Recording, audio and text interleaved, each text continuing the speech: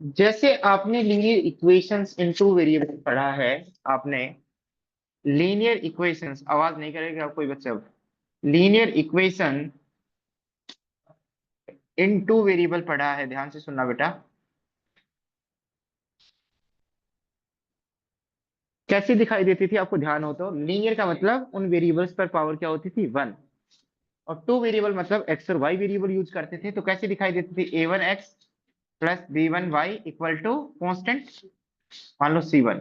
a2x plus b2y equal to c2। ऐसी दिखाई देती थी, यस और no? Linear equations in two variable कुछ ऐसी दिखाई देती थी, आपको याद हो तो? यस और नो? अब हम थ्री वेरिएबल्स का डिस्कशन करेंगे। टू वेरिएबल्स का तो करेंगे ही करेंगे, बट किसका डिस्कशन करेंगे बेटा? थ्री वेरिएबल्स का डिस्कशन करेंगे। ध्यान से सुनना बेटा। यदि हम थ्री वेरिएबल्स का डिस्कशन करते हैं तो हम variables x y z use करेंगे, और वही लीनियर इक्वेशंस यूज करेंगे इन थ्री वेरिएबल्स। तो एक वेरिएबल एक्सटेंड हो जाएगा और उसका कोफिशिएंट कुछ भी यूज कर सकते हैं। Let us assume c1 d1 is equal to d1। तो सिर्फ एक वेरिएबल एक्सटेंड हो जाएगा, बट कांस्टेंट को हमने क्या मान लिया, यहाँ d1 मान लिया। दूसरी इक्वेशन, क्योंकि यहाँ दो वेरिएबल्स थे तो दो इक्वेशन दी थी, यहाँ तीन वेरिएबल्स है तो कितनी इक्वेशन लेंगे, तीन। अगली इक्वेशन कैसी दिखाई देगी बेटा? a2x, ये सिंबल्स हैं, आप कुछ भी मान सकते हो, p q r, बट एक सिस्टमेटिक तरीके से मान लेते हैं b2y plus c2z equal to d2। और यहाँ a3x plus b3y plus c3z equal to d3। Yes और नो? जैसे एग्जांपल दें हम, 3x plus 5y plus 7z equal to 9, x plus 0y, हो सकता है कोई कोफिशिएंट एब्सेंट भी हो सकता है किसी इक्वेशन में, z इक्वल टू 1। अगला 0x plus 9y plus 7z equal to 5। तो ये इक्वेशन कुछ ऐसी दिखाई दे रही है। यदि मैं कंपेयर करवाऊं तो a1 की वैल्यू क्या है, 3। b1 की वैल्यू क्या है, 5। c1 की वैल्यू क्या है, c1 की वैल्यू क्या है, साइन के साथ यदि कंपेयर करें तो प्लस आना चाहिए था, तो c1 की जगह क्या पुट किया होगा, माइनस किया।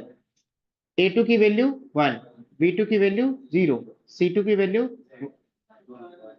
z से कंपेयर नहीं करना, z का कोफिशिएंट c2 है, तो यहाँ z का कोफिशिएंट क्या है, 1। और यहाँ z का कोफिशिएंट क्या है, c2। तो c2 की वैल्यू 1, a3 0, b3 9, c3 7 और d3 5।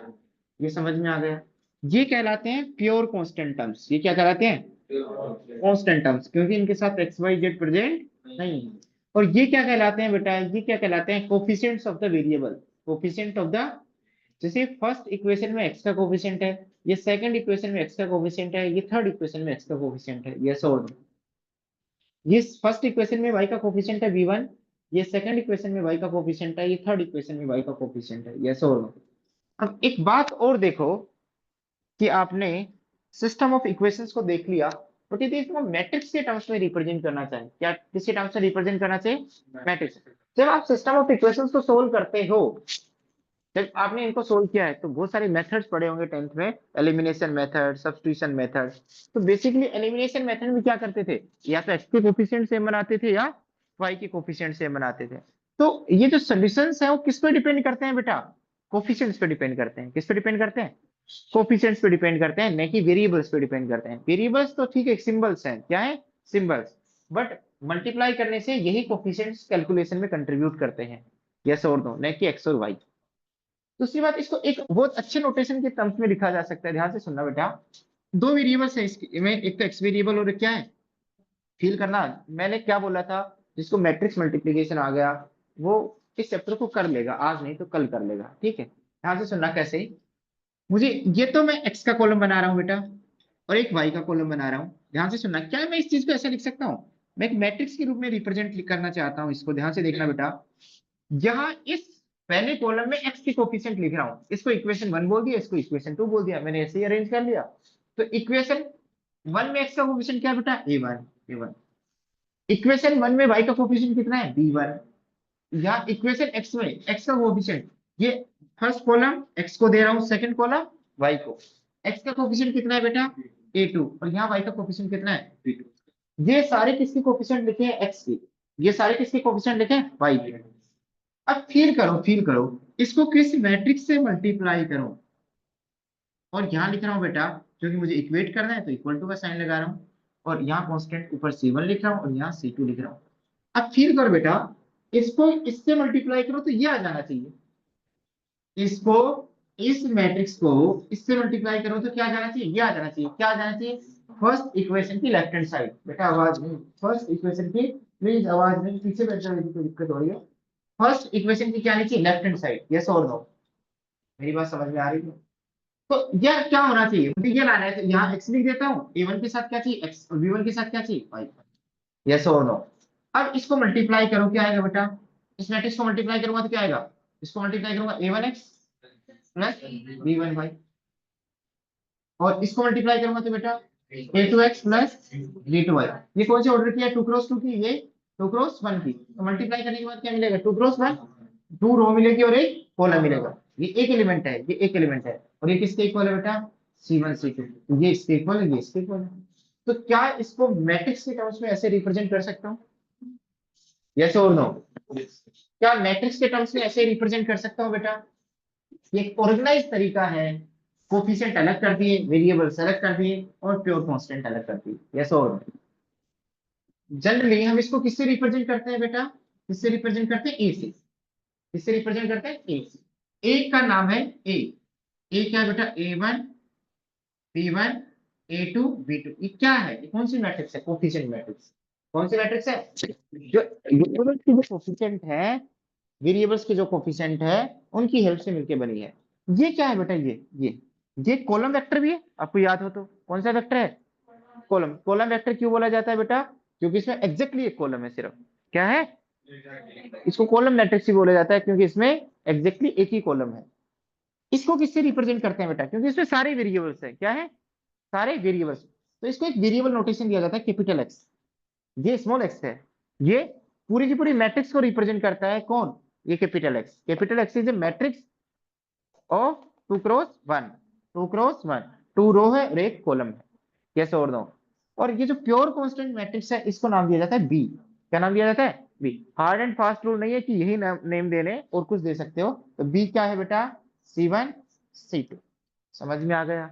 तो इसको यदि हम ए बी सी के टर्म्स में लिखना चाहे तो इसको क्या नाम दिया मैंने? ए। मैंने नाम दिया, और कुछ दे लो बेटा। इसको क्या नाम दिया मैंने? क्या नाम दिया बेटा? आपके सामने दिया एक्स, कैपिटल एक्स। और इसको क्या नाम दिया बेटा? बी। तो इसको किसके टर्म्स में रिप्रेजेंट कर सकते हैं? ए एक्स इक्वल टू बी के टर्म्स में रिप्रेजेंट कर सकते हैं। यस और नो? फायदा क्या होगा? देखो मैंने कल ही इनिशिएटिव ले लिया था, एक्स की वैल्यू निकालने के लिए क्या कर देंगे बेटा? ए इनवर्स ले लेंगे। क्या ले लेंगे? इनवर्स। तो क्या होगा फायदा, वो तो आगे की बात है। बट यहाँ देखो बेटा, यहाँ, यहाँ इधर सुनना, इधर यदि हम इसको मैट्रिक्स के टर्म्स में रिप्रेजेंट करना चाहें, बेटा सिस्टम ऑफ इक्वेशंस चाहे 2 वेरिएबल हो चाहे 3 वेरिएबल हो, पर्पज क्या है? वेरिएबल्स की वैल्यू निकालना है। कि ऐसी एक्स वाई जेड की वैल्यू निकालो जो तीनों को एक साथ सेटिस्फाई करे। तो तीनों को एक साथ सेटिस्फाई करे। तो बेटा यदि इसको मैट्रिक्स के टर्म्स में लिखना चाहता हूँ, किसके टर्म्स में? मैट्रिक्स। तो ये किसका कॉलम दूंगा बेटा? एक्स का। ये किसका कॉलम? वाई का। ये किसका कॉलम? जेड। तो पहली पहली रो की जो पहली इक्वेशन है, उसके कोफिशिएंट लिखो A1, फिर B1। बेटा यहाँ y के कोफिशिएंट लिखने हैं, और यहाँ C1। अब यदि आपने फिक्स कर दिया, यहाँ किसके कोफिशिएंट लिखने हैं? x के, यहाँ y के, यहाँ z के। मैं पागल बनाने के लिए ये यहाँ लिख दूंगा, ये यहाँ लिख दूंगा। आपको देखना है x का कोफिशिएंट अब सेकंड इक्वेशन में क्या है? A2 यहाँ, और यहाँ, और यहाँ A3, B3 और C3। इसको किससे मल्टीप्लाई करें? इसको किससे मल्टीप्लाई करें? इसको किससे मल्टीप्लाई करें? एक्स वाई जेड से। तो आपको क्या मिलना चाहिए बेटा? D1 D2 D3। तो इसको क्या बोलेंगे बेटा हम? ए। इस कॉलम वेक्टर को क्या बोलेंगे? एक्स। और इस कॉलम वेक्टर को क्या बोलेंगे बेटा? बी। तो सिस्टम ऑफ लीनियर इक्वेशंस को हम मैट्रिक्स मल्टीप्लिकेशन के टर्म्स में रिप्रेजेंट कर सकते हैं। इसका फायदा क्या होगा हम डिस्कस करेंगे, अभी पहले ये नोट डाउन कर।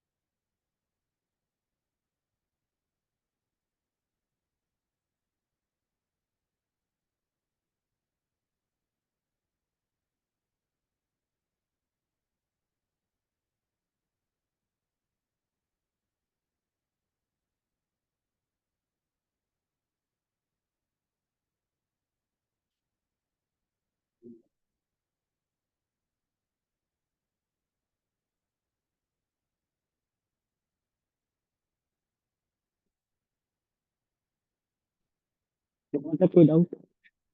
आगे हेडिंग डालो, solution of system of linear equation, solution of system of linear equation, solution of system of linear equation.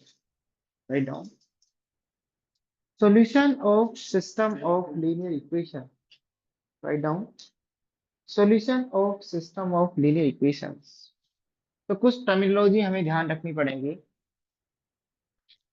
ध्यान से सुनना। सॉल्यूशन का मतलब क्या है? Set of values of x y z जो इन सभी इक्वेशन को साइमल्टेनियसली क्या करे, सेटिस्फाई करे। ऐसी एक्स वाई जेड की वैल्यू जो इसको भी सेटिस्फाई करे, वही एक्स वाई जेड, वही एक्स वाई जेड इसको भी करे, वही एक्स वाई जेड। जैसे नॉर्मल एग्जांपल ध्यान से देखना बेटा, x plus y equal to 5 और x plus y equal to 3, क्या इसका सॉल्यूशन एग्जिस्ट करेगा साइमल्टेनियसली? बेटा ये तो आपने क्लास 10 में पढ़ा है कि a1 by a2 equal to b1 by b2 is not equal to c1 by c2। But वैसे भी देखो, बाहर में जाने दो उसको, कि x प्लस वाई यही वैल्यू 5 के इक्वल है और यही वैल्यू सेम टाइम पॉसिबल है क्या? अलग अलग टाइम पे पॉसिबल है। जैसे x की वैल्यू 2 प्लस 3 ले लो 5 बन जाएगा, और एक बार 1 प्लस 2 ले लो।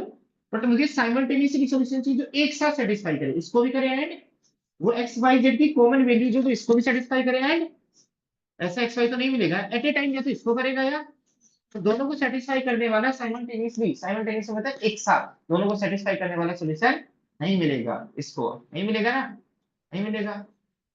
तो इस सिस्टम का सॉल्यूशन एग्जिस्ट नहीं करता कॉमन सेंस से, यस और नो। तो सॉल्यूशन का मतलब क्या होती है? ऐसी set of values of x variables की जो given system of linear equations को क्या करे, सेटिस्फाई करे। सिस्टम का मतलब दो से ज्यादा इक्वेशंस, यस और नो। ठीक है, तो या चार हो तो चारों को सेटिस्फाई करे, पांच हो तो पांचों को सेटिस्फाई करे। मतलब ऐसे एक्स वाई जेड जितने भी वेरिएबल्स हमें निकालने हैं उनकी ऐसी वैल्यू जो इन सभी इक्वेशंस को एक साथ सेटिस्फाई करे, वो क्या कहलाता है? Solution of system of equation, solutions of equation. देखो सिर्फ इसका, कोई बच्चा कहेगा सर इसका सॉल्यूशन निकालो, ये तो लाइन को रिप्रेजेंट करता है, किसको रिप्रेजेंट करता है? इसके तो इनफाइनाइटली मेनी सॉल्यूशंस है। बेटा y1 पुट करते रहो x मिल जाएगा, y2 पुट करते रहो x मिल जाएगा। बट जब दो इक्वेशंस एक साथ आ जाती है तो साइमल्टेनियसली सॉल्यूशंस की बात की जाती है, जो दोनों को सेटिस्फाई करे, कॉमन सॉल्यूशंस की बात की जाती है जो सबको सेटिस्फाई करे। ऐसा एक्सप्रेशन की वैल्यू जो सभी इक्वेशंस को सेटिस्फाई करे। तो write down, solution of system of linear equation, a set of values of variables, a set of values of variables, a set of values of variables simultaneously which simultaneously satisfied, a set of values of variables which simultaneously satisfy all the equation, all the equations in a given system of linear equation, in a given system of linear equations is called solution of system of linear equation, is called solution of system of linear equation। अब कुछ terminology है वो लिखना हमारी मजबूरी है, ठीक है। तो ये तो पता चल गया कि सॉल्यूशन का मतलब क्या होता है। अब दो तरीके के सॉल्यूशंस, इन सिस्टम को दो तरीके से बाइफरकेट किया गया है, दो तरीके से डिवाइड किया गया है, एक तो कंसिस्टेंट सिस्टम और एक इनकंसिस्टेंट सिस्टम। कंसिस्टेंट का मतलब क्या होता है बेटा? जिसका सॉल्यूशन एग्जिस्ट करे। जैसे क्या इस सिस्टम का सॉल्यूशन एग्जिस्ट कर रहा है बेटा? क्या इस लीनियर इक्वेशंस के सॉल्यूशंस एग्जिस्ट कर रहे हैं? नहीं। इसका दुनिया में कोई सॉल्यूशन एग्जिस्ट नहीं कर रहा है जो दोनों को एक साथ सेटिस्फाई करे, यस और नो। क्या ऐसी एक्स वाई की वैल्यू निकाल सकते हैं जो दोनों को एक साथ सेटिस्फाई करे? नहीं। तो ऐसे सिस्टम ऑफ इक्वेशंस जिनके सॉल्यूशंस एग्जिस्ट नहीं करते हैं, जिनमें एक्स वाई जेड की कॉमन वैल्यूज नहीं फाइंड आउट की जा सकती जो तीनों को सेटिस्फाई करे, ऐसे सिस्टम को बोला जाता है इनकंसिस्टेंट सिस्टम। क्या बोला जाता है? इनरेलीवेंट सिस्टम, जिनका दुनिया में कोई सोल्यूशन है ही नहीं। ऐसी बहुत सारी प्रॉब्लम्स हैं जिनका सोल्यूशन दुनिया में नहीं है, मतलब वो हमारे लिए इनरेलीवेंट है, यस और नो। तो यदि इस सिस्टम ऑफ इक्वेशन का सोल्यूशन एग्जिस्ट नहीं करता, तो यदि एक भी सोल्यूशन एग्जिस्ट नहीं कर रहा, it does not have any solution, then that system is known as the inconsistent system, irrelevant system, illogical। But किसी सिस्टम ऑफ इक्वेशन का कम से कम एक सॉल्यूशन एग्जिस्ट करता है, क्या एग्जिस्ट करता हो? कम से कम एक करता हो, दो करते हो, तीन करते हो, इनफाइनाइट करते हो। तो ऐसे सिस्टम ऑफ इक्वेशंस को क्या बोला जाता है? Consistent system. क्या बोला जाता है? तो write down definition of consistent system.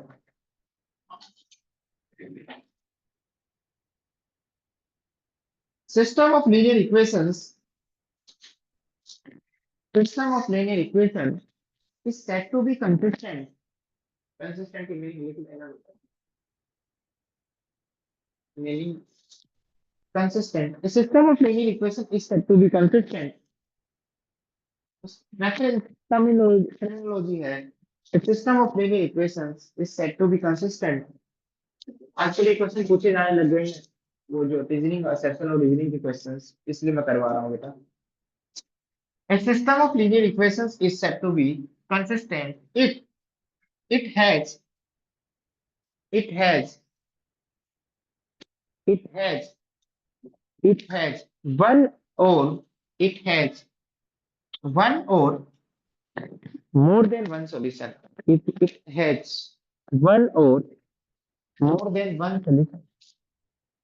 It has one or more than one solution. आगे लिखो बेटा. If the system equation, if the system of linear equation, if the system of linear equation has no solution, has no solution, has no solution, then it is said to be inconsistent.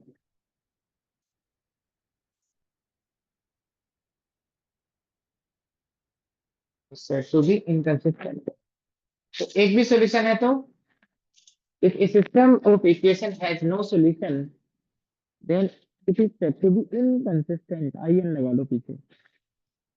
Inconsistent. समझ में आ गया यहाँ पे? Solution है तो उसको नहीं सोचने है बोलने के कंसिस्टेंट सिस्टम, और नहीं है तो इनकंसिस्टेंट सिस्टम. ठीक है, इतना ही है. अब बेटा ध्यान से सुनना, मैंने हर सिस्टम को किस में कन्वर्ट किया था? ax equal to b. Yes और नो? अब a1x plus b1y plus c1z equal to, यार d1 था ना, चलो लिख लेते हैं एक बार.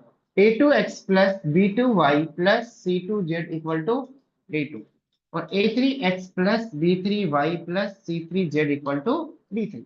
यदि इस d1 d2 d3 ये सारे di, ये सारे di, यदि सारे di की वैल्यू जीरो हो जाती है, सारे di की वैल्यू क्या हो जाती है? जीरो, तो इस सिस्टम को बोलते हैं होमोजीनियस सिस्टम. क्या बोलते हैं? Homogeneous system. क्या बोलते हैं? होमो इसलिए बोला जाता है कि सभी की डिग्री क्या आ गई? सेम. इसका कोई कंट्रीब्यूशन ही नहीं रहा, सभी की डिग्री क्या आ गई? सेम.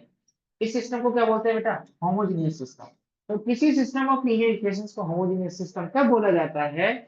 तो जो राइट साइड का कांस्टेंट वेक्टर है या कांस्टेंट मैट्रिक्स है जो राइट साइड की, उसमें सारे डीआई क्या हो बेटा? जीरो. सारे डीआई क्या हो? जीरो. या फिर इन टर्म्स ऑफ बी की वैल्यू क्या हो बेटा? बी कौन सी मैट्रिक्स है बेटा? Zero matrix. बी कैसी मैट्रिक्स है? यदि सारे के सारे ऑल डीआई जीरो है, वन डीआई नहीं, ऑल डीआई, क्या कंडीशन जरूरी है इसके लिए? All DI are zero. तो उस सिस्टम को क्या बोला जाता है बेटा? उस सिस्टम को नाम दिया गया है क्या? Homogeneous system. क्या बोला गया? होमोजीनियस.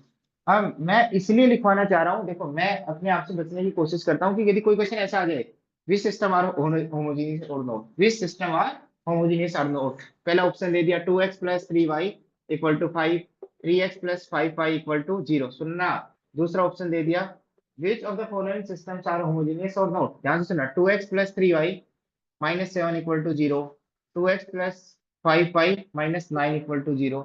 सी ऑप्शन दे दिया बेटा. एग्जाम में कुछ भी पूछ सकता है बेटा सिलेबस के अंदर. 2x plus 3y equal to 0, 5x minus 9y equal to 0. ये देख लो बेटा, ये नहीं है बेटा, क्लियरली दिखाई दे रहा है कांस्टेंट टर्म है. ये भी कांस्टेंट टर्म है बेटा, बस इधर लेके जा रखे हैं, तो इसको इधर भेजेंगे. डीआई का मतलब क्या है? जो एक्स और वाई से इंडिपेंडेंट हो, जिसमें एक्स और वाई प्रेजेंट नहीं हो, तो वो क्या होना चाहिए? जीरो होने चाहिए थे, बट यहाँ क्या है? Non zero. तो ये भी नॉन होमोजीनियस है, ये भी, बट ये क्या है बेटा? होमोजीनियस, क्योंकि सारे के सारे डीआई क्या है? जीरो. तो कोई सिस्टम होमोजीनियस सिस्टम कब कहलाएगा? कोई सिस्टम होमोजीनियस सिस्टम कब कहलाएगा? जब राइट साइड जो बी वेक्टर है या जो बी मैट्रिक्स है वो क्या हो? जीरो मैट्रिक्स हो. या फिर ऑल डी आई क्या हो, जीरो। नॉन होमोजीनियस कब कहलाएगा बेटा? कोई सिस्टम को नॉन होमोजीनियस कब कहेंगे? बोलो। नहीं, at least one D I must be non zero. एक भी डी आई नॉन जीरो हो गया तो भी वो सिस्टम कैसा बनेगा? Non homogeneous. Non homogeneous system, ध्यान से सुनना। इसके लिए क्या जरूरी है बेटा? या तो ए एक्स इक्वल टू बी। ये बी मैट्रिक्स कैसी होनी चाहिए? Non zero matrix. कैसी मैट्रिक्स होनी चाहिए? कोई मैट्रिक्स नॉन जीरो मैट्रिक्स कब होती है? जब उसकी एटलीस्ट एक एंट्री क्या हो? Non zero. Non zero matrix, ये मैट्रिक्स नॉन जीरो है या नहीं है? है, क्योंकि एक एंट्री क्या है बेटा? Non zero. तो ये मैट्रिक्स कैसी होनी चाहिए बेटा? नॉन जीरो मैट्रिक्स होनी चाहिए। कैसी मैट्रिक्स होनी चाहिए? या फिर इंग्लिश में लिखना चाहो तो at least one constant term, at least one D I is non zero. समझ में आ गया? यस और नो? देख लिया बेटा इसको। अब मेरे को बेटा आप बताना, इसको देखो।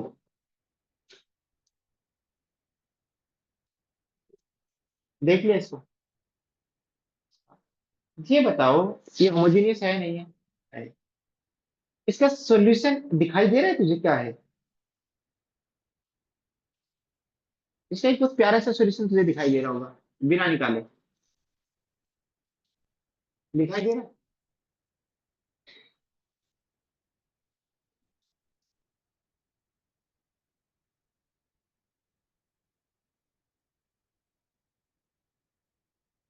एक सॉल्यूशन नहीं दिखाई देती है? ऐसी एक्स वाई की वैल्यू जो सेटिस्फाई करे, इसको भी करे इसको भी करे। हाँ, एक्स की वैल्यू जीरो है, वाई की वैल्यू जीरो। तो एक तो इसका रेडीमेड सॉल्यूशन है जिसको निकालने की जरूरत ही नहीं है। तो होमोजेनियस सिस्टम का हमेशा कम से कम ऑलवेज एक सॉल्यूशन तो एग्जिस्ट करेगा which is zero zero. Non homogeneous का कर भी सकता है, और बट होमोजेनियस सिस्टम का हमेशा कम से कम एक सॉल्यूशन तो एग्जिस्ट करेगा जो दिखाई दे रहा है विच इज जीरो, ट्रिवियली दिखाई दे रहा है। उसको निकालने की जरूरत नहीं है। यस और नो? वो ट्रिवियल पता है, उसका इंपॉर्टेंस इतना है नहीं। तो होमोजेनियस सिस्टम का कम से कम एक सॉल्यूशन तो एग्जिस्ट करता है, और जिनके सॉल्यूशन कम से कम एक सॉल्यूशन है जिनके पास, ऐसे सिस्टम को क्या बोलते हैं? Consistent system. So homogeneous system are always consistent. Homogeneous system are always consistent. Write down. Homogeneous system are always, homogeneous system are always, homogeneous systems are always consistent because it has always solution which is zero.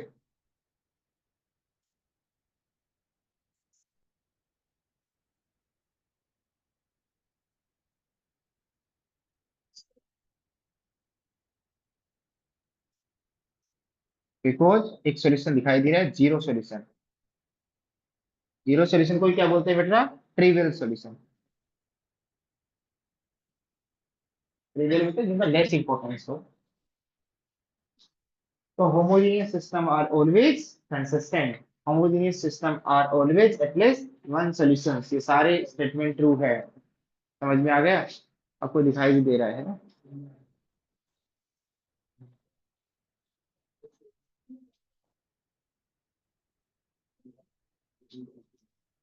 अब आपके syllabus में homogeneous system के solution निकालना तो आपके syllabus में नहीं है, और यदि है भी है तो हम बता भी देंगे, ठीक है।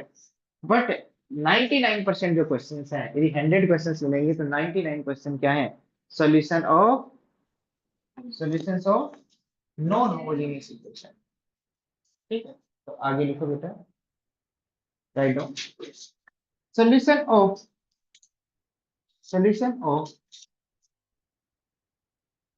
Non homogeneous system of linear equations,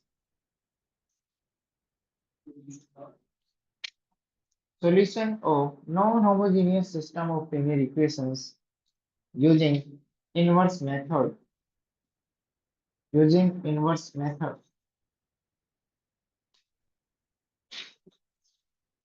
using inverse method। तो write down,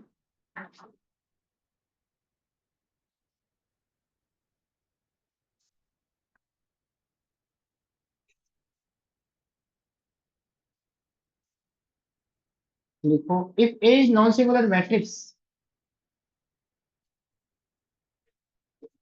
if A is non-singular matrix, then system of linear equation, then system of linear equation has unique solution, has unique solution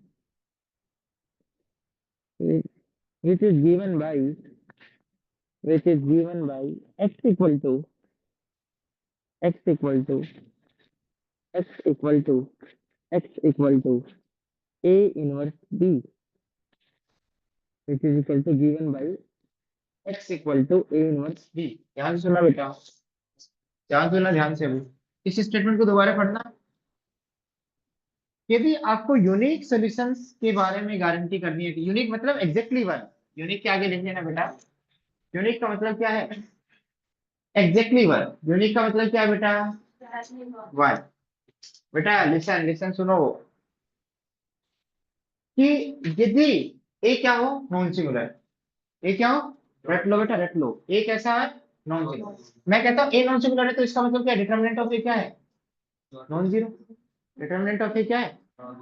यदि a non singular है, कोई बात नहीं, ये तो बेटा book में मिल जाएगा। सुनो सुनो, ये तो लिखवा देंगे बोर्ड पे, देखो। यदि ए नॉन सिंगुलर है, ए क्या है? नॉन सिंगुलर, तो हमेशा उस सिस्टम ऑफ इक्वेशन का क्या होगा बेटा? यूनिक सॉल्यूशन या एग्जैक्टली वन सॉल्यूशन। कौन सा ए है वो? ये वाला ए, एक्स इक्वल टू बी वाला ए। यदि इसका डिटरमिनेंट क्या हुआ, इस कोफिशिएंट मैट्रिक्स का डिटरमिनेंट क्या हुआ, तो हमेशा सिस्टम का क्या होगा? Unique solution. क्या होगा? तो वो क्यों होगा? सीधा लॉजिक है बेटा, ध्यान से सुनना। सीधा लॉजिक ये है बेटा, वो पूरी प्रोसेस के अंदर जाऊं तो ध्यान से सुनना बेटा। ए इंटू एक्स, मैं पहले बता चुका हूँ वैसे। इस ए को हटाने के लिए किससे मल्टीप्लाई करें बेटा? ए। और यदि हम क्यूबली चलें तो एडजॉइंट ऑफ ए से मल्टीप्लाई कर दो। किससे मल्टीप्लाई कर दो? हाँ, वो तो हमेशा कर सकते हैं, क्योंकि ए इनवर्स से तो तब कर सकते हैं कि इनवर्स एग्जिस्ट करे। बट एडजॉइंट ऑफ ए से तो हमेशा कर सकते हैं, क्योंकि एडजॉइंट ऑफ में तो कोई दिक्कत नहीं है। और एडजॉइंट ऑफ ए इंटू ए क्या बन जाता है? डिटरमिनेंट ऑफ ए इंटू आई। याद है? Adjoint of A into A matrix क्या बनती है बेटा? डिटरमिनेंट, मैंने बोला था इसको याद रखना। ठीक है, डिटरमिनेंट ऑफ ए, ए आई को एक्स से मल्टीप्लाई किया तो क्या आएगा? एक्स। एक्स एक मैट्रिक्स है, एक्स क्या है? मैट्रिक्स। और adjoint of A into B. अब लॉजिक क्लियर है। एक्स क्या रिप्रेजेंट करता है बेटा? Column vector x y z. अब मुझे set of values x y z एक एक मिल रही है। एक्स की वैल्यू एक, वाई की वैल्यू एक, जेड की वैल्यू एक, तो एक सॉल्यूशन बन गया है। क्या बन गया? एक ट्रिपलेट बनेगा, उसको एक सॉल्यूशन कहेंगे। बट ये सॉल्यूशन देखो, किसी भी मैट्रिक्स का एडजॉइंट क्या होता है? यूनिक। उसको बी से मल्टीप्लाई करेंगे तो क्या आएगा? एक मैट्रिक्स यूनिक आएगी। फिर ऐसा ऐसा थोड़ी है किसी मैट्रिक्स से एडजॉइंट दो दो थोड़ी होते हैं, एक ही होता है। उसको बी से मल्टीप्लाई करेंगे तो यूनिक मैट्रिक्स मिलेगी। पर ध्यान से सुनना, यदि determinant of a non zero हुआ, डिटर्मिनेंट ऑफ ए क्या हुआ? तो बेटा इसको जब डिवाइड करेंगे, जब ओवरऑल सोल्व करेंगे बेटा, ओवरऑल सोल्व करेंगे, तो आपको क्या मिलेगा? एक यूनिक एक मैट्रिक्स मिलेगी, एक यूनिक एक्स मिलेगा, एक यूनिक वाई मिलेगा, और एक यूनिक क्यों मिलेगा बेटा? बेटा इसका ऑर्डर यदि एन क्रॉस एन है मान लो, तो एडजॉइंट ऑफ ए का भी ऑर्डर क्या होगा? N cross n. और बी क्या है बेटा? बी बेटा कॉलम मैट्रिक्स, जिसका ऑर्डर क्या है बेटा? N cross one. इनको मल्टीप्लाई करेंगे तो कौन सी मैट्रिक्स मिलेगी? एन क्रॉस वन की। एन क्रॉस मतलब एन रो मिलेगी और एक कॉलम। और इधर मिलेगा एक्स। एक्स का मतलब क्या है बेटा? एक्स का मतलब एक्स वाई जेड। तो कंपेयर करके क्या निकाल लेंगे? X y z. तो कितनी यूनिक, कितनी वैल्यू मिलेंगी? एक्स की एक, वाई की भी एक, जेड की भी एक। तो एग्जैक्टली कितने सॉल्यूशन मिलेंगे? एक। यानी एक ट्रिपलेट मिलेगा आपको, एक ही सॉल्यूशन मिलेगा, यूनिक सॉल्यूशन मिलेगा। यस और नो? समझ में आ गया? अब ये तो मैंने आपको बता दिया कि क्यों मिलेगा। कि determinant of a non zero है तो हमेशा क्या मिलेगा बेटा? Unique solution. क्या मिलेगा? यूनिक। अब वो निकालना कैसे है, ये तो मैंने बहुत डिटेल में गया हूं मैं। यदि determinant of a non zero है बेटा, तो आपको पता है एक्स की वैल्यू निकालनी है तो एक को हटाना पड़ेगा। तो क्या ले लेंगे बेटा? Determinant of a non zero तो ए इनवर्स। तो एक्स की वैल्यू क्या आएगी बेटा? बेटा बार बार बता चुका हूँ, दोनों तरफ ए इनवर्स से मल्टीप्लाई कर दिया। तो बेटा ए इनवर्स इंटू ए क्या बन जाएगा? I. I into x, x equal to A inverse into B. ये कैसा दिखाई देगा बेटा? एक्स का मतलब वो एक्स नहीं है जो तुम समझ रहे हो। ठीक है, ये एक्स है वो, ये small x small y small z. या दो है तो दो वेरिएबल्स, टू क्रॉस टू में। और यहाँ एक मैट्रिक्स मिलेगी, यहाँ एंट्री मिलेंगी, यहाँ एक्स की वैल्यू आ जाएगी, यहाँ वाई की, और यहाँ Z की। समझ में आ गया?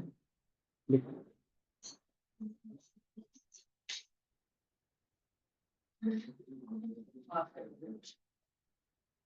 इसको सोल्व कर दो बेटा यूजिंग मैट्रिक्स मेथड। कोई बच्चा और मेथड से सोल्व ना करे।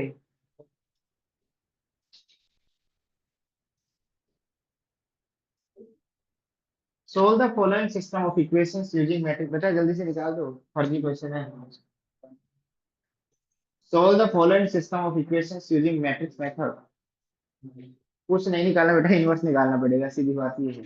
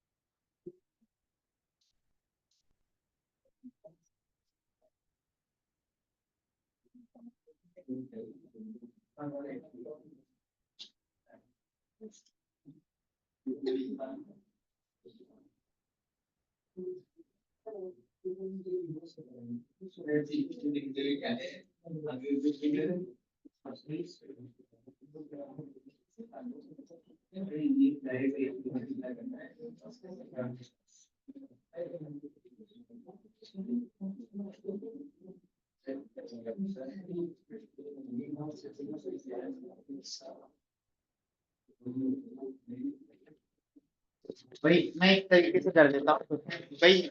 इस क्वेश्चन को हम बार बार यूज करेंगे, प्लीज आप सीख लो। नहीं तो एक दो क्लासेस आपको बस ऐसे लगेगा, बोरियत फील होगी। हाँ हाँ वैसे ही करना है। और बेटा एक ही तरीका है बेटा, कोफैक्टर मैट्रिक्स निकालो, कोफैक्टर मैट्रिक्स का ट्रांसपोज निकालो, डिटर्मिनेंट निकालो, ए इनवर्स निकालो। ध्यान से सुनना, मैं एक क्वेश्चन करके दिखा रहा हूँ, ध्यान से सुनना बेटा। आप यदि ध्यान से देखोगे सिस्टमेटिक तरीके से, ये क्वेश्चन 4 नंबर का ही आता है, 1-2 नंबर का नहीं आता, मैं पहले ही बता रहा हूँ। ठीक है, 4 नंबर से कम आता भी नहीं है ये क्वेश्चन। कैसे लिखोगे बेटा? सबसे पहले सिस्टम ऑफ इक्वेशन के टर्म्स में लिखेंगे तो क्या आएगा? 1 1 1 1 1 2 1 -1। और इसको क्या लिखोगे बेटा? x y z। और यहाँ क्या लिखेंगे 621। अब आप जो फॉर्मल लैंग्वेज देना चाहो, इसको ए नाम दे दो, इसको एक्स नाम दे दो। अब कोई बच्चा कहेगा तो आपने कैपिटल एक्स लिख दिया, तो ये छोटी छोटी चीजें ना वो देख लेना बेटा, स्मॉल वाई और स्मॉल जेड, ठीक है। तो इसको ए नाम दे देंगे, इसको एक्स नाम दे देंगे और इसको बी नाम दे देंगे। अब यदि एक्स की वैल्यू निकालनी है तो पहले डिटर्मिनेंट ऑफ ए निकाल लो, कि ये कंफर्म कर लो कि इसका एग्जैक्टली वही सॉल्यूशन है या नहीं है, यस और नो। क्योंकि determinant of a non zero होगा तो क्या होगा बेटा, सॉल्यूशन क्या होगा बेटा, यूनिक, और which is given by this method x equal to A inverse B. तो डिटर्मिनेंट ऑफ ए निकालेंगे बेटा, सॉल्यूशन क्या आएगा बेटा, ए इनवर्स इनटू बी। ध्यान से सुनना, बी तो आपके पास है बट ए इनवर्स तो नहीं है ना बी। तो ए इनवर्स निकालने के लिए प्रोसीजर से जाना पड़ेगा, वेयर ए रिप्रेजेंट्स दिस। ए क्या है बेटा, वेट करो बेटा, 1 1 1 2 माइनस 1 1।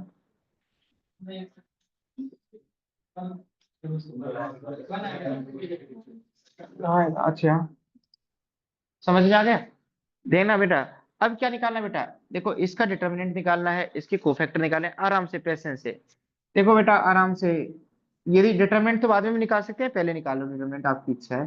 डिटर्मिनेंट निकालेंगे तो ध्यान से देखना, 1 को किससे मल्टीप्लाई करेंगे बेटा, प्लस लेंगे, इसके कोफैक्टर से मल्टीप्लाई करेंगे, minus into minus plus 1, 1 into 1 1, तो 1 माइनस 1 0, माइनस 1 इंटू माइनस 1 1। बेटा प्लीज देखो इधर, और 1 माइनस 1 1, और बीच में क्या आता है माइनस, फिर ये प्लस के साथ आएगा, ये माइनस के साथ आएगा, -1।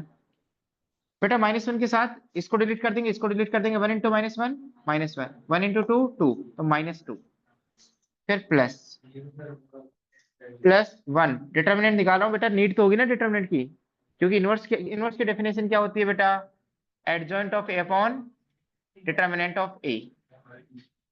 पहले निकालो बाद में निकालो, बट इससे ये गारंटी हो जाएगी कि यूनिक सॉल्यूशन ऐसे ही निकालना है।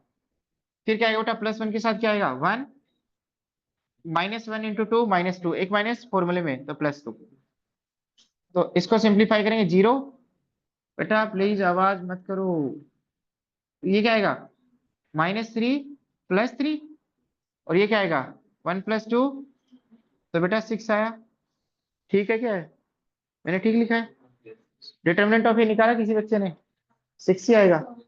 तो इसका मतलब इसका यूनिक सॉल्यूशन आएगा, क्या आएगा इसका, इसने गारंटी कर दी, क्योंकि मैंने नोट करके लिखवाया है कि डिटर्मिनेंट ऑफ ए 0 होगा तो यूनिक सॉल्यूशन आएगा। ध्यान से सुना, बट ये स्टेप लिखने के लिए अब भी मुझे ए इनवर्स चाहिए, और ए इनवर्स से आने के लिए क्या निकालना पड़ेगा बेटा, एडजॉइंट। मेरे पास कोई ऑप्शन नहीं है बेटा, कोई कोई शॉर्टकट तरीका नहीं है, पहले ही बोल दिया मैंने। आप जितनी ज्यादा प्रैक्टिस करोगे उतना ही ज्यादा आप जल्दी फास्ट कर पाओगे। ध्यान से देखना, इधर सुनना, इधर बेटा C11, देखो C11 प्लस के साथ आएगा, यस। इसको अवॉइड करो, इसको अवॉइड करो, देखो 1 - 1 0, ये तो यहीं से कॉपी कर देते हैं बेटा। अभी क्या था C12, देखो C12 माइनस के साथ आएगा, ये माइनस के साथ, और अंदर क्या बना था -3, तो ये +3 आ जाएगा। C13 क्या आएगा बेटा, प्लस के साथ आएगा, और ये क्या बन जाएगा 3, यस और नो। ये से तो कॉपी करना है, +3 माइनस के साथ, दोबारा निकाल दो वही आएगा आंसर। C21 क्या आएगा, C21 माइनस के साथ आएगा, प्लस के साथ, माइनस के साथ, बट उसका माइनर कैसे निकालते हैं बेटा, ये सेकंड रो को डिलीट कर लो, फर्स्ट कॉलम को, तो 1 इंटू -1 -1 -1 -2, और बेटा माइनस एक बार है यहाँ पे तो +2 हो जाएगा, यस और नो। ये माइनस क्यों देखा था बेटा, क्योंकि ओड सब्स्टिट्यूट का सम क्या है ओड, तो एक माइनस आएगा फॉर्मूला। यहाँ C2 में क्या आएगा प्लस, सेकंड रो को डिलीट कर दो, सेकंड कॉलम को, यस और नो। तो क्या आएगा बेटा, 1 इंटू -1 -1 -2 -3। नहीं आता निकालना, आता है पर दर्द हो रहा है ना, कहाँ तक, क्यों नहीं निकाल रहे हो, अच्छा पागल बना रहा है।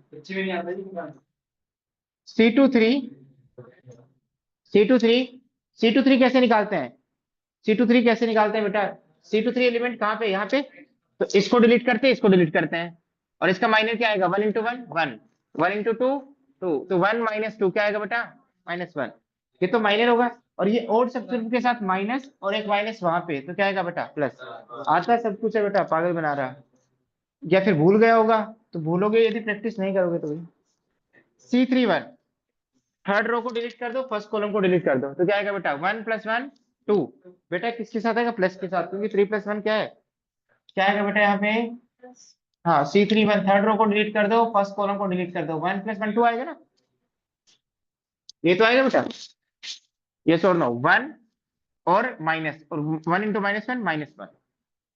फिर C32 जब निकालेंगे तो क्या आएगा बेटा, थर्ड रो को डिलीट कर देंगे, सेकंड कॉलम को, तो क्या आएगा 1 इंटू 1 1, 1 -1 0। इसको डिलीट करेंगे, इसको 1 इंटू 1 1 इंटू 1 क्या आएगा बेटा 0। C33 क्या आएगा, क्या आएगा बेटा, क्या आएगा बेटा, इसको डिलीट करेंगे, इसको करेंगे -1 -1 -2।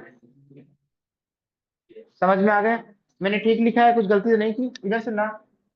अब बेटा मैं थोड़ा सा टाइम बचाना चाह रहा हूँ और कुछ नहीं है, मैं मुझे पहले कोफैक्टर मैट्रिक्स बनानी है, फिर क्या करना है उसका, तो मैं सीधा ही ट्रांसपोज कर रहा हूँ, क्योंकि मैं रो वाइज ना लिखने को क्या लिखा हूँ, कॉलम वाइज। यदि पहले कोफैक्टर लिखता तो 0 3 3, बट उनको क्या लिख दूं, कॉलम वाइज 0 3 3। अब इसको 2 -3 1 ऐसे लिखना चाहिए था मुझे, बट एडजॉइंट बना रहा हूं तो क्या लिख दूंगा, इसको रो वाइज ना लिख के क्या लिखूंगा, कॉलम वाइज 2 -3 1, और फिर 2 0 -2। ये मैट्रिक्स क्या होगी, एडजॉइंट। अब मैं बार बार कह रहा हूँ, ध्यान से सुना, इनवर्स निकालने के लिए क्या करेंगे बेटा, एडजॉइंट ऑफ ए को किससे डिवाइड कर देंगे, तो बेटा डिटरमिनेंट ऑफ ए की वैल्यू कितनी है 6, into adjoint of A matrix कौन सी है बेटा, 0 2 2 3 -3 0 3 1 -2। समझ में आ गया, अभी तक हमने एक्स वाई जेड की वैल्यू नहीं निकाली। अब सुनना सारे बच्चे, इसको अंदर मल्टीप्लाई नहीं करना है, इसको अंदर मल्टीप्लाई, इसका रीजन समझ में आ जाएगा। आपका सोल्यूशन तो ये है ना बेटा, एक्स, एक्स का ओरिजिनल नाम क्या है बेटा, small x small y small z is equal to, मैं यहाँ लिख देता हूँ, x equal to A inverse B. A inverse तो ओरिजिनल ये है बेटा 1/6 0 2 2। आवाज नहीं रहे, 2 मिनट।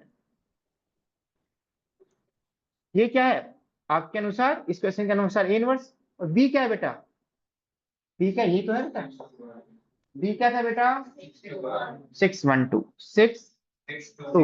हाँ। इसको नहीं टच करना बेटा, क्यों, अभी समझ में आएगा बेटा, अदरवाइज कैलकुलेशन गंदी हो जाएगी। यहाँ पे मल्टीप्लाई करोगे तो कितने एलिमेंट्स के साथ मल्टीप्लाई करोगे, 9 एलिमेंट्स के साथ। अब देखना बेटा, इसको इससे मल्टीप्लाई करो, 0 × 6 2 × 2 4 4 + 2, समझ में आया? इसको इससे मल्टीप्लाई करो, 6 × 3 18 18 -6 12, समझ में आया? और इसको इससे मल्टीप्लाई करो, 3 × 6 18 18 + 2 20 -2 18। मतलब ये सोल्व होने के बाद 6 के मल्टीपल बन जाएंगे और कैंसिल हो जाएंगे, तो क्या वैल्यू आई बेटा 1 2 3। और ये किसकी वैल्यू आई बेटा, एक्स वाई से। अब ये क्वेश्चन घुमा फिरा के, इसको लैंग्वेज के रूप में हम चेंज करेंगे अगले क्लास में, बट घुमा फिरा के ये क्वेश्चन यदि आपके 4 प्री बोर्ड होंगे तो 3 प्री बोर्ड में पक्का आएगा, लिखवा के ले लो इसको, उसकी लैंग्वेज चेंज करके, बट लास्ट में आपको घुमा फिरा के ये सोल्व करना है। यदि कोई क्वेश्चन लैंग्वेज वाला होगा उसको इसमें कन्वर्ट कर देंगे और फिर एडिटिंग करना है, तो वो हम बाद में रखता है। क्या, बैठो चलो, चले जाना, कोई दिक्कत नहीं है, आराम से जाओ ना प्यार से। चलो बाकी